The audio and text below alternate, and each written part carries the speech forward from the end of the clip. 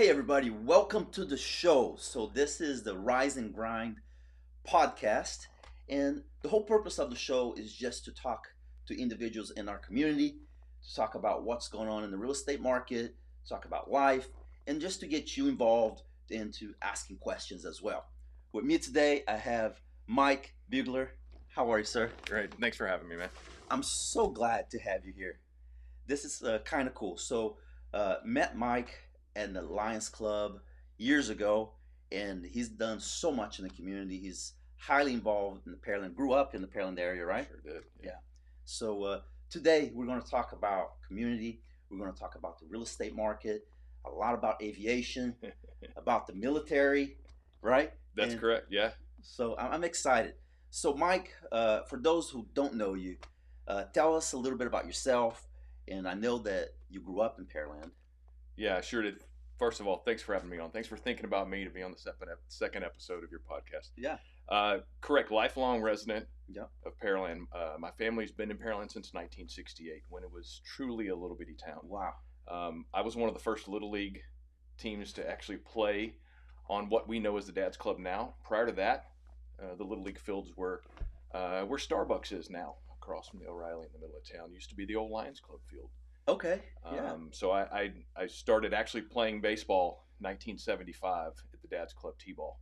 That's awesome. Out at the Dad's Club. So yeah, Pearland does run in my veins. I'm true to Pearland. Yeah. Graduate. My wife and I are both graduates of Pearland High School. Awesome. Class of 1989, and have always lived, except for a short stint. And we talk about my career. Yeah. I did move to the north side of town for several years when I worked up there, but have always been linked to Pearland because of my family. Awesome. Yeah. Yeah. I love Pearland. I've been in Pearland since 1999, and before that, I was in the Air Force. And we're going to talk about the Air Force because you have lots of family members in the Air Force. I have a lot of connections to the Air Force. Never Yeah. served myself. I'm the only male member of my family Yeah. that hasn't. But yeah, lots of connections to the Air Force Yeah. in my family. But before we talk about your professional career, tell me about your education background and after Pearland, what did you do? Yeah, so after Pearland, I actually went to trade school Okay. at Hobby Airport to become an aircraft mechanic, to get my airframe and power plant certification. Yeah. Started that first trade school. It was really odd how I got started in it because I didn't have a passion for aviation. Yeah. I didn't know much about aviation. I had a friend who had already signed up for school. He said, Yeah. I'm going to go here. I said, that's great. We should check it out. Yeah. So went up with my folks, signed up for school. He ended up dropping out, not even attending. Yeah. I ended up going by myself, graduated first in my class 15 months later, got all of my certifications, and started working in the aviation industry. Oh, wow. And I appreciate that because that's exactly what I did in the Air Force. I worked on airplanes. I was a crew chief on B-52s.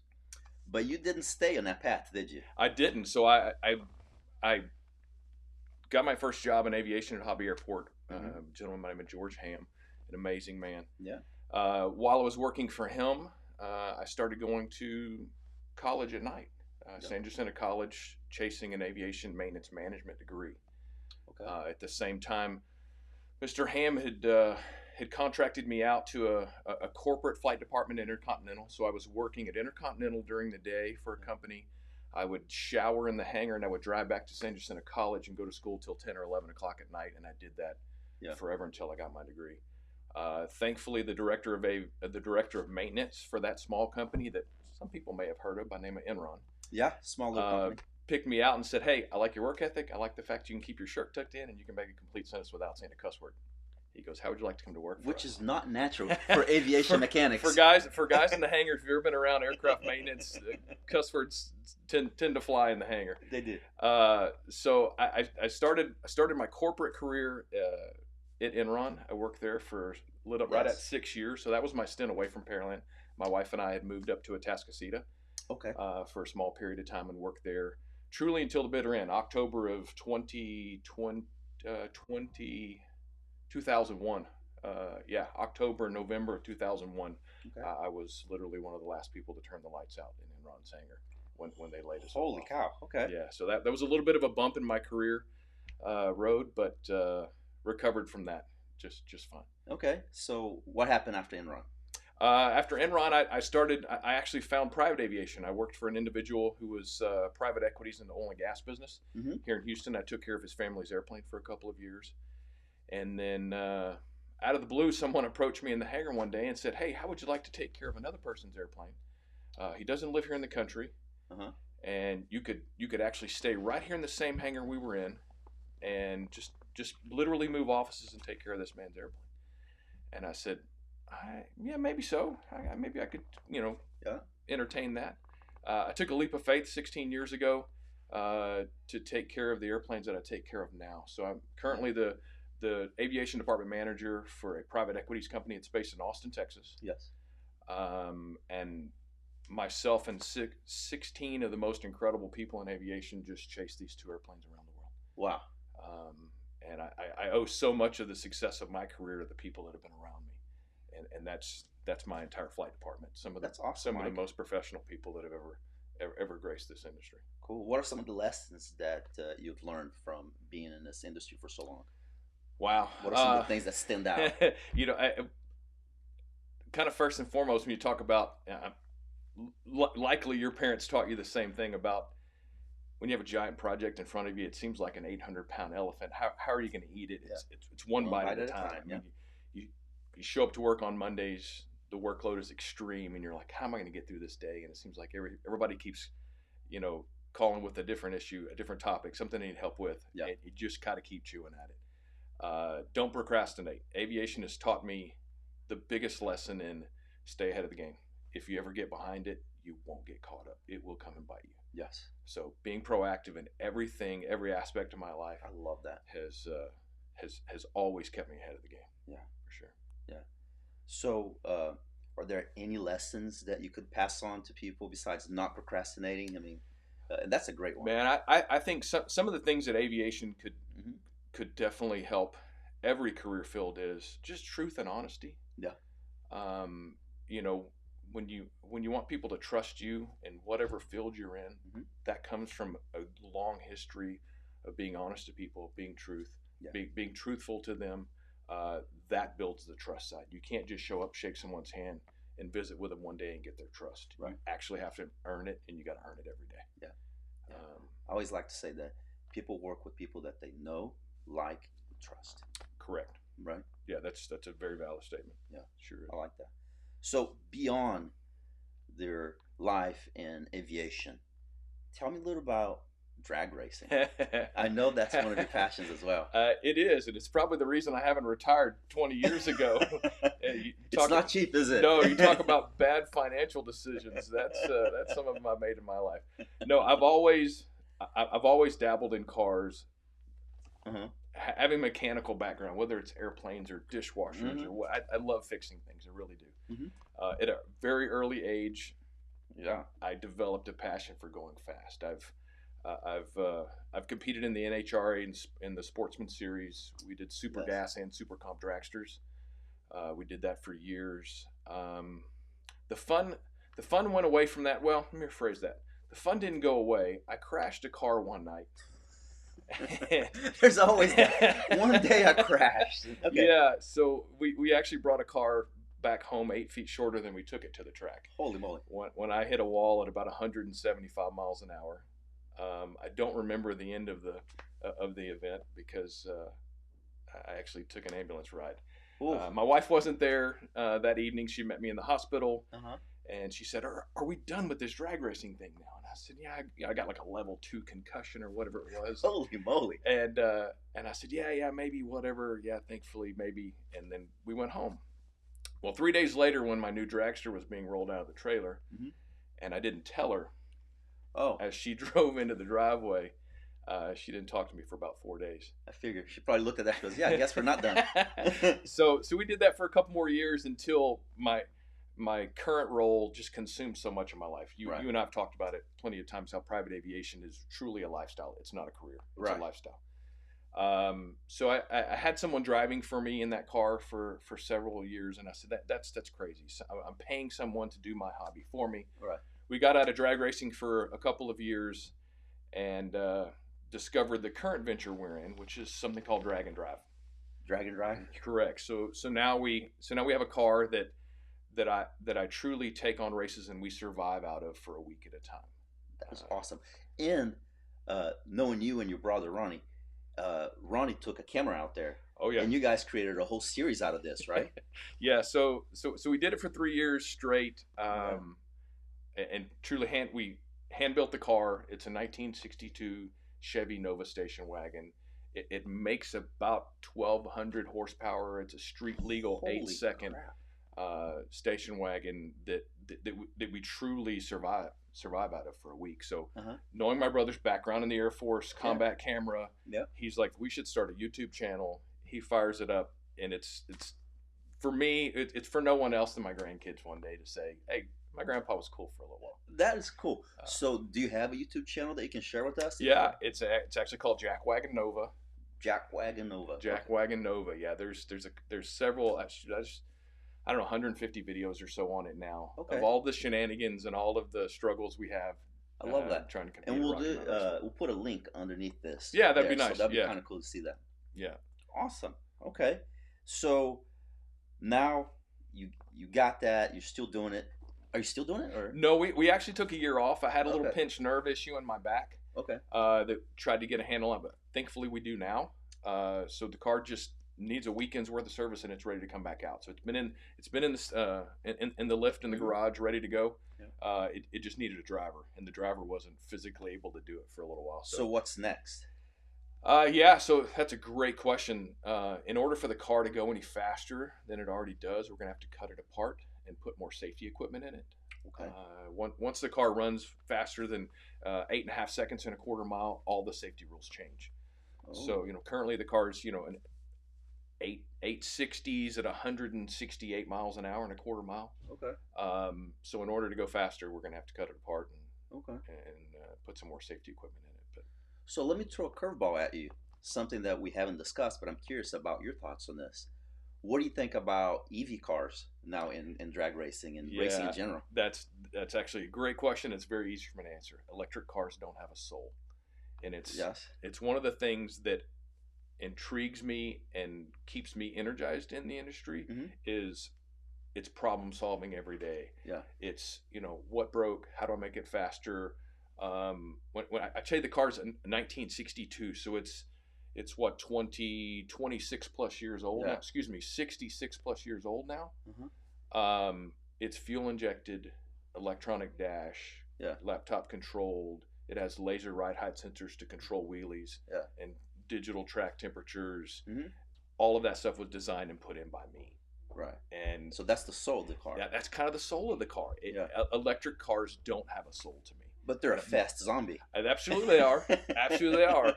But anybody can go buy one. Mhm. Not anybody can go in the garage I see. and build an 8-second station wagon. Yeah.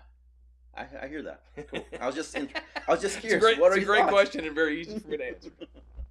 So okay, so drag racing still happening. You got stuff going on. Let's talk about what you are currently doing. So from drag racing, let's talk about from aviation to hard money landing. So you made an interesting transition from hard money landing from aviation into hard money landing. And being in real estate, I actually started my career borrowing hard money to flip homes.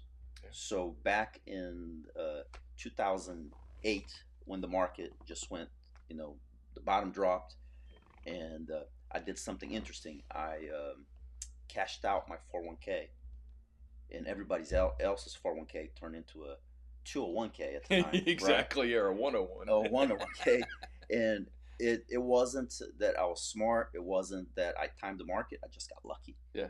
And I bought a bunch of houses, and I used hard money to turn around, fix those houses, and then refinance them. And I had a bunch of houses because of that. Yeah. And so I've always thought that hard money is a really good way to go. Not the only way, but a very good way to go as an investor. So you guys got into lending money now. That's correct. Yeah. Actually, 3 years this month. 3 years ago. 3 years ago this month. Yeah. And it's very interesting the way I got into it. I thought I wanted to do very similar path to you, that I wanted to buy some homes and I wanted to be a landlord and I wanted to rent them out. Right.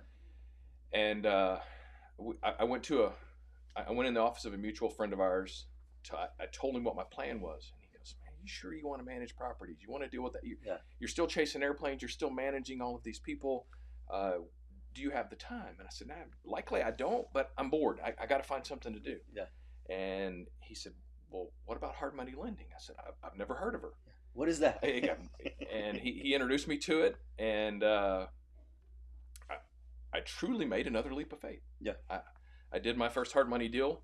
A couple of months went by, self-educating. We talk about my education background. Yeah, I have an associate's degree in aircraft maintenance management. Yeah. Finance is kind of my hobby. Yeah. It's what I've always been interested in. I probably should have done that for a career other than aviation. I probably would have been a lot wealthier person.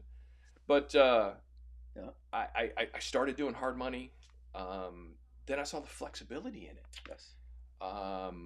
When I first started out, obviously, like any small business, especially if you're talking about your own personal funds, you very quickly realize you're going to run out of cash. Right. There's a finite amount that's in my accounts. I can't just generate it. Yeah. So I did 2 or 3 deals. I learned it. I learned with my money to make sure if there were any mistakes, it was my money. Right. And then word of mouth, more opportunities show up. Then I Mm-hmm. start taking in outside investors. And when I say, there's hard money lending, there's private money lending. Right. I say our business is family money lending because that's what it is. When I say I have investors, I have family and very close friends that are involved in the company now. Yeah. And I'm excited about it because it's my direction, my choices. Love that. And it's something outside of aviation. Yeah, you run it the way you want it. Correct. Yeah. Correct. So we're talking about hard money lending, and I think this would probably be a great time for people that are watching this. If you've gotten this far and you're interested, why don't you explain what hard money is?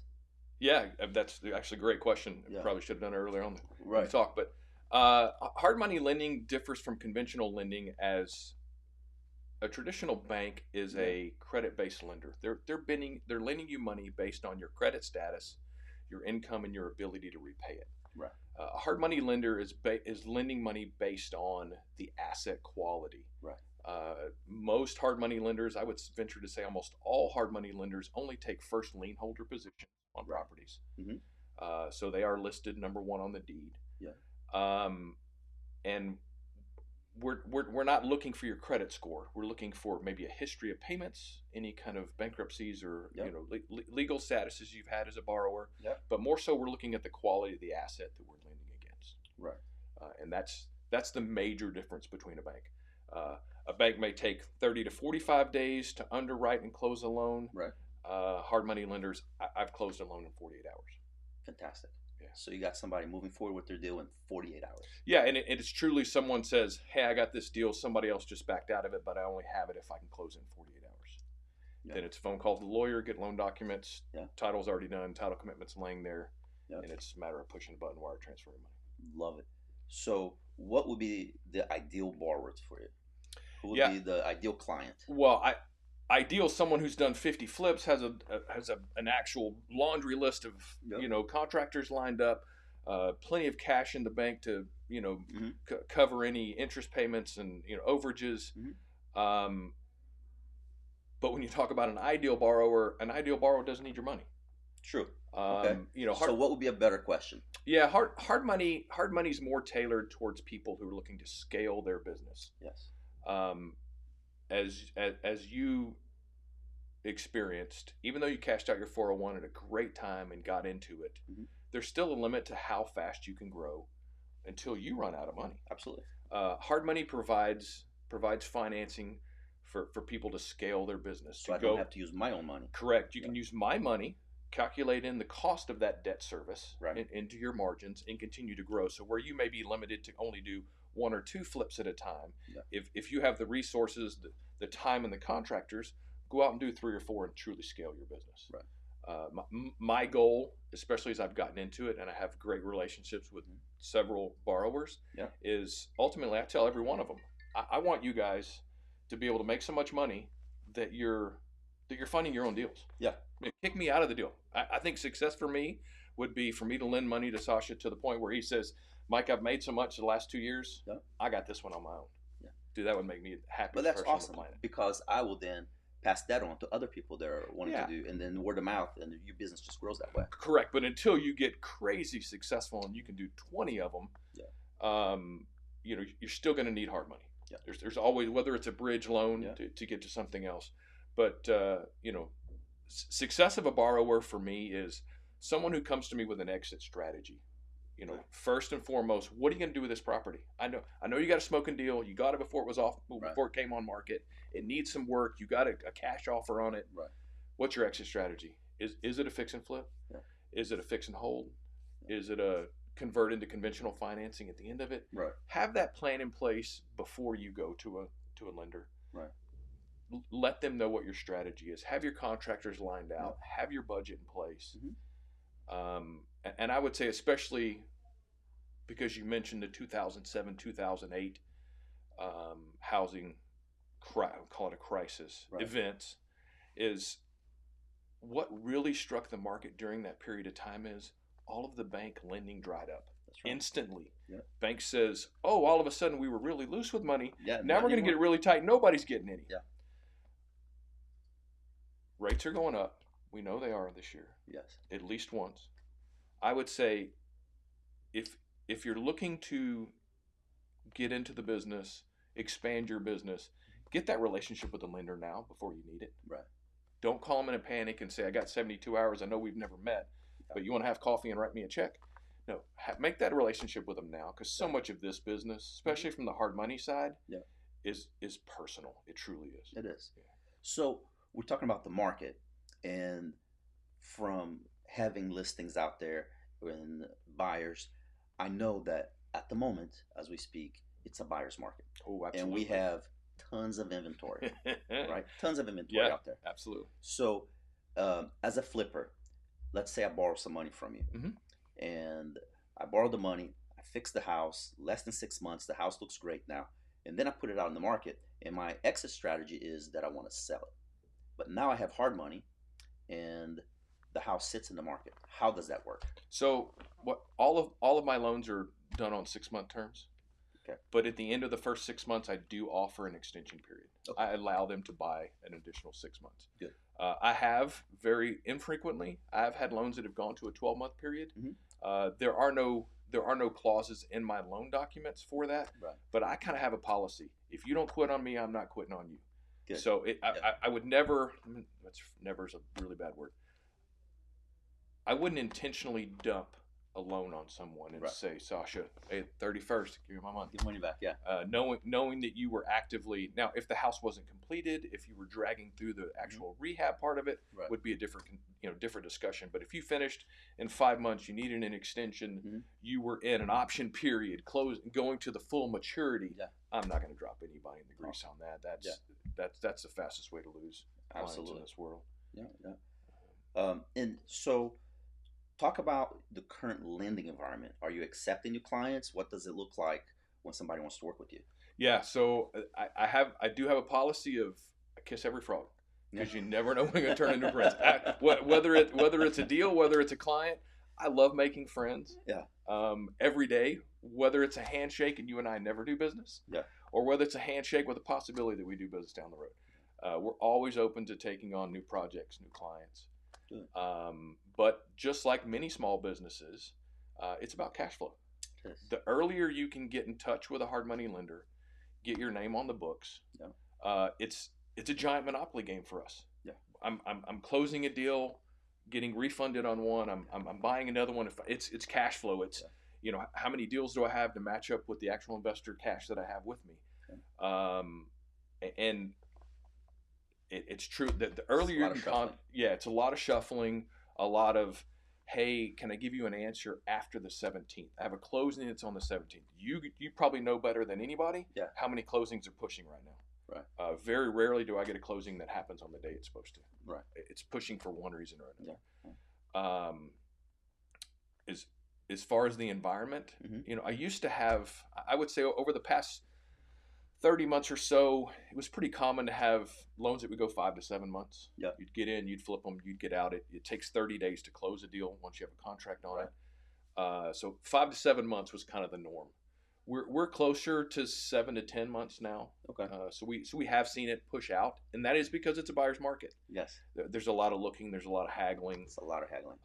As you know, used homes are fighting neck and neck with new homes right now. That's right. It is, especially when you talk about a younger couple that can go in and look at a $350,000 house in a new subdivision with all brand new appliances. Builders provide a Yeah. lot. And compared to that same house that may be sitting on some acreage, it truly competing head to head. 100%. I agree with new, that. With new homes right now. Yeah.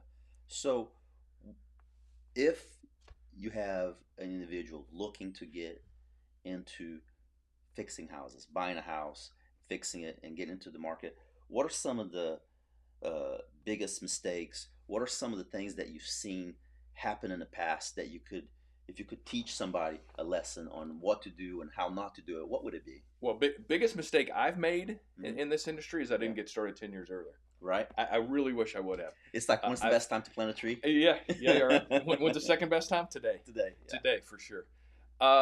Mistakes. Not having solid contractors is number one. Yeah. I have had a couple of deals where margins were really reduced once the home was sold because they switched contractors in the middle of the job. Oh, goodness. And second contractor comes in and says, I don't like the texture on this wall. I want to redo it. Yeah. Well, as the lender, I've already paid for that texture once. Right. I can't pay for it twice. That's right. That's not on the draw schedule. So that's probably the number one mistake. Number two is not assuming that every house you touch has termites, because it likely does. Yeah. So we go into every home or foundation just issues. Foundation's kind of a Houston, given. Come on. Yeah, foundation's kind of a given. But thinking you're going to go in and just clean things up, not replace that tub, not replace the tile. Yeah. Like I said, those homes are competing head to head with new homes. And you have to make them look good. Absolutely. So you got to put the roof in it. You can't just clean the roof. The air conditioner's probably got to be tip top. Right. You may end up replacing the windows that you weren't planning on replacing. True. The days of doing a quick fix and flip and just rolling it into the next one, those days are gone. Those don't happen anymore. That thing's going to sit on the market for a long time, and a lot of people are going to drive by. If you don't do it right, that will happen for sure. You're right. There's no work like rework. So I mean, that's just some of them.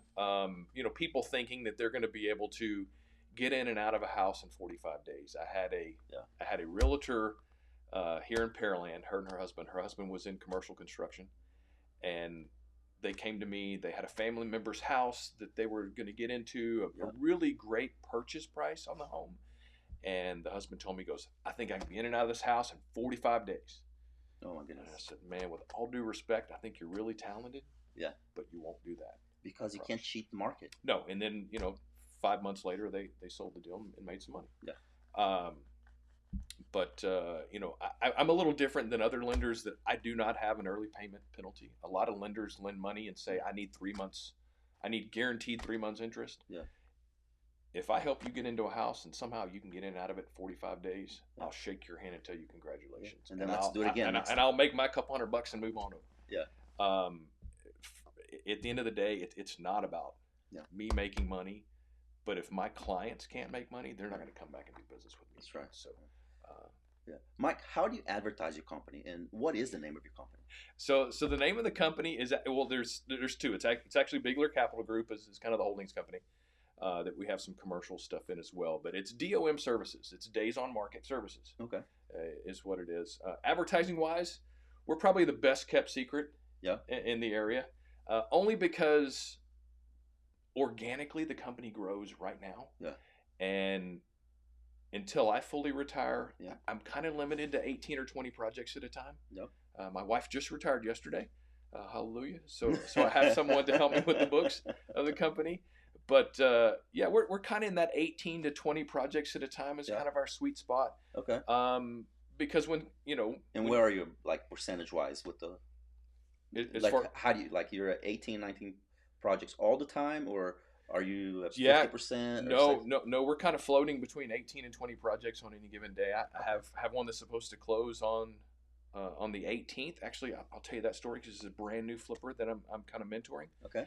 But and then I have another one that closes on the 23rd. So it's kind of a constant rotation. I get them lined up Yeah. to where when one closes within 5 or 6 days, I have another one that we're going to deploy those funds Awesome. back out. Awesome. It's about how fast we can turn that money over, Yeah. and it allows us just to continue to help more people. So I want to hear the story that you're about to tell me, because I was about to ask you, if somebody wants to get into flipping, would you mentor them?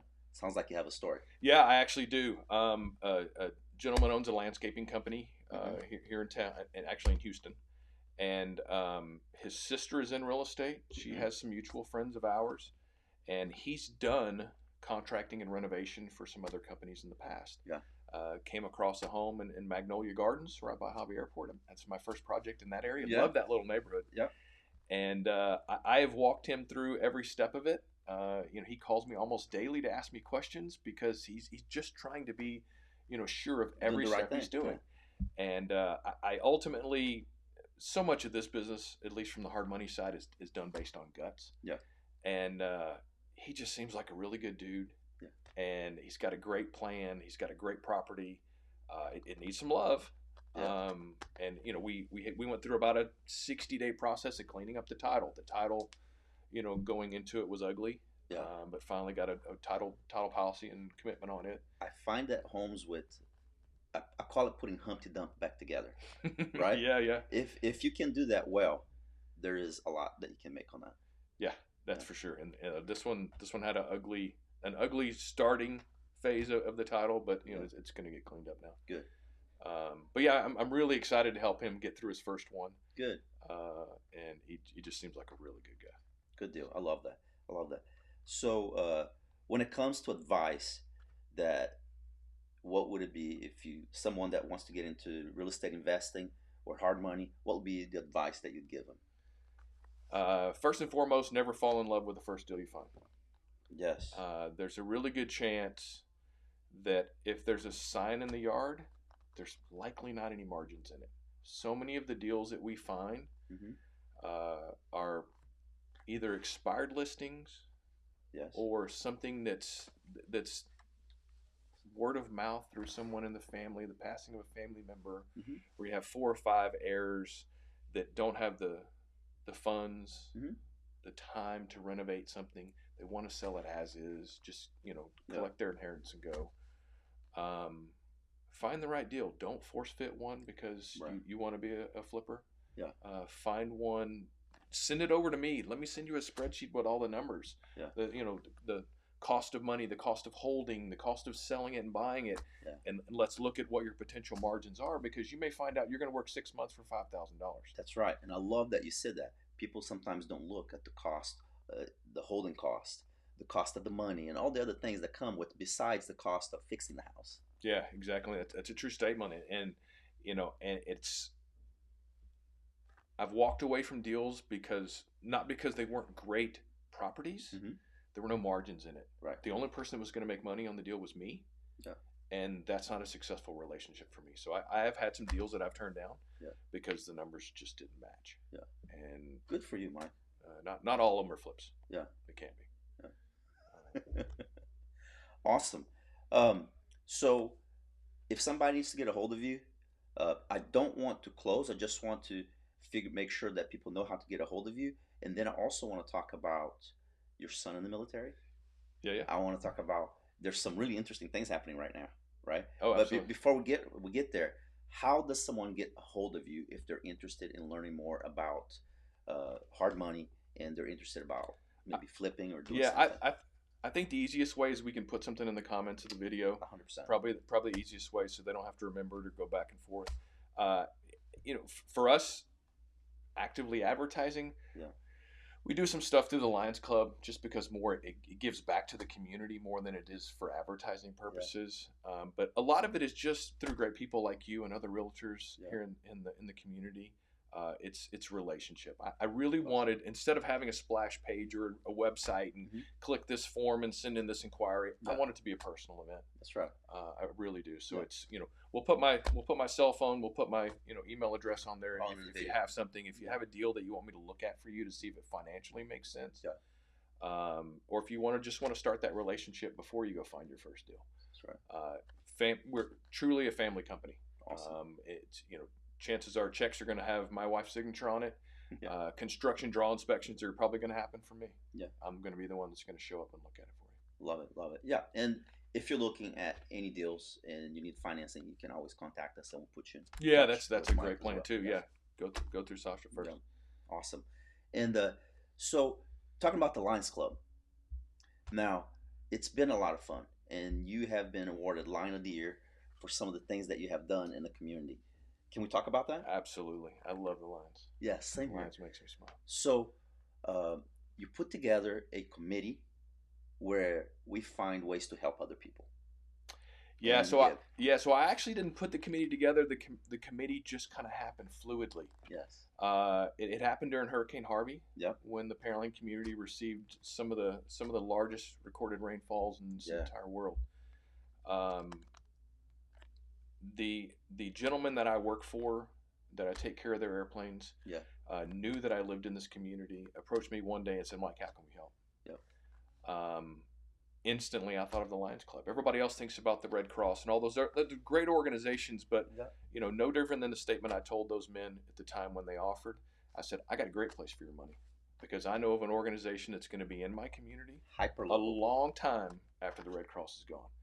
And that was a very true statement. So from that point, my employer, over a couple of payments, gave $250,000 to the Pearland Lions Club. We took those funds and started what was called the Humanitarian Fund. And have gone through and bought furniture for people, helped them rebuild their houses, fixed fire damage, even past that. That was kind of the seed funds. The Lions Club contributes to that internally with our fundraising we do now. We actually get refunded. We get additional funds that are given to us through the club now, based on our fundraisers. 51 gun raffle that's coming up. Which is coming up. Great event. We got tickets here. Yeah, if you never attended that, man, come out for a great evening. But no, Lions International, the largest service organization in the world. And our motto is we serve. Absolutely. So very very proud to chair that committee for the club. And man, what a great group of men that just bust their hump for this community. It's true. We're lucky to have some very good friends there. Yeah, really. Yeah, for 10 and a half years now for me. That's how long I've been a member. And I've enjoyed every minute of it. I really have. Good. No, we're glad to have you and lucky to have you. So while in the Lions Club and between many meals that we have shared together, we talked about the military. And I remember when your son was in high school. And, during all his football stuff, and you're like, he's going to join the Air Force. And I was like, yes. And he's a big dude. So I didn't think that he'd join the Air Force. I thought he was going to go to some special forces thing, but he kind of did that, right? In the Air Force. Well, so my son's been in for a little over 8 years now in the Air Force. That shows you how long ago that conversation was. He's a military working dog handler. So he's security forces, but has a Belgian Malinois that's his partner every day. And does a lot of stuff. He does a lot of special stuff. Inside the Air Force as well. Can you talk about what he's doing today? Actually, today he's in Geneva, Ohio for the Patriot Games. Him and his dog are on a temporary duty assignment with Secret Service, sweeping the whole facility before the president gets there. That's pretty cool. Yeah. I mean, you get to say my son did that. That's pretty neat. Oh yeah, no, I have some really cool pictures of my son and his dog in front of Air Force One. He spent Thanksgiving and Christmas last year in Mar-a-Lago screening everything that went in and out of the president's home during the holidays. So he does some great things. He's an incredible young man. And obviously you can tell by my smile, I'm really proud of him. Both my boys. Yeah, that's awesome. And then you have another son that's working on airplanes right now, right? Well, kind of working on airplanes. My youngest son graduated from Texas A&M last year with a degree in manufacturing and electrical engineering. He went to work for a local company here in town Yeah. that designs and builds turbine engine test cells Hmm. all around the world. So he's currently in Finland, finishing up, actually teaching the Finnish contractors how to run their new F-135 engine stand for the F-35 fighter. Get out. Yeah, That's pretty cool. So that's where he's at. Actually, today. Yeah. That's what he's doing. I just see the need for speed in this family. Yeah, I'm not sure where they got it from. The kid, the boys are doing good. They're doing really good. Awesome. Mike, well, I really appreciate you coming here with us today. I hope that as you're watching this today, you get a lot out of it. If you have any questions, please put it down below the video. We'll be glad to go back in and answer questions later. Absolutely. And as final thoughts, what are some of the things that you may want to add to this little show that we're putting together today? Man, I think more so than anything, and our mutual friend kind of alluded to it when I asked about hard money, is ask the questions, but don't just ask the questions. Man, go out and be a doer. Yeah. A lot of people can talk the talk, but man, go out and do something positive. Go help somebody else. Yeah, go out and make a new friend, if nothing else. Mike, I'm so glad you came today. Thanks for having me. Thank you. Really do appreciate it. Yes, same here. Thanks, man. It was awesome. Thank you.